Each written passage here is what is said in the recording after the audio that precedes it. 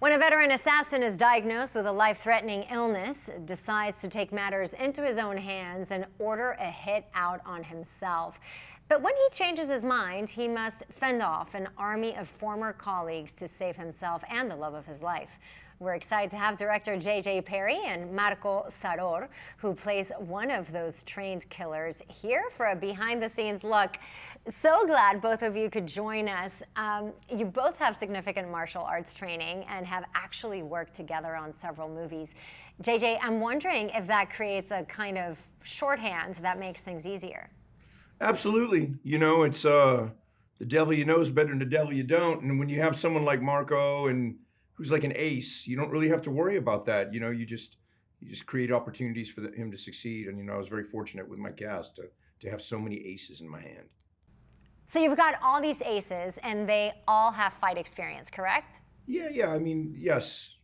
People that I've been working with for years. And I actually wrote the Botas character for Marko. We wrote it for Marko. He wasn't even called Botas in the beginning. It was called Zaror.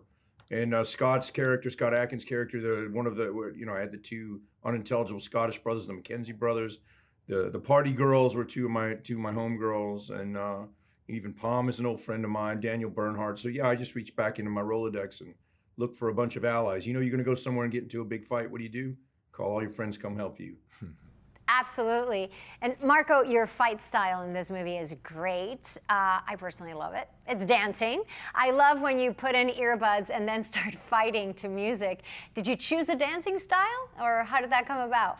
Yeah, well, that's started because told me, hey, you know, I have this friend back in the day when I used to fight and compete, that he wear his earphones and he was a beast fighting, and without them he was not the same guy. So he was like, I want to homage that, and then that started the idea. And then of course I started the research and we started talking about and end up finding that flamenco was a very sexy style that can work for the character, and that's how we started and trying mixing up these footsteps of dancing into the fighting and martial arts was very fun.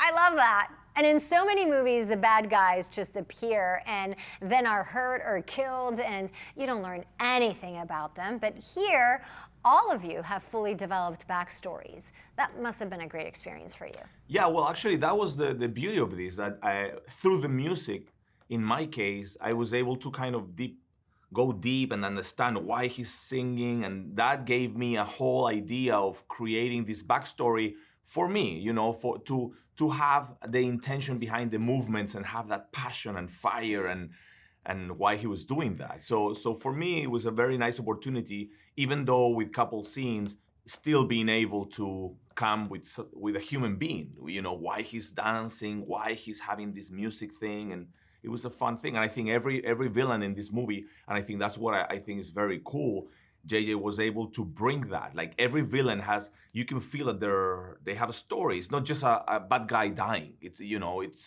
there's much more than that. You can create a whole movie of each of these characters. You can feel, you know, so that's pretty cool, I think. Wonderful. Thank you so much to both of you, and best of luck. Thank you so much.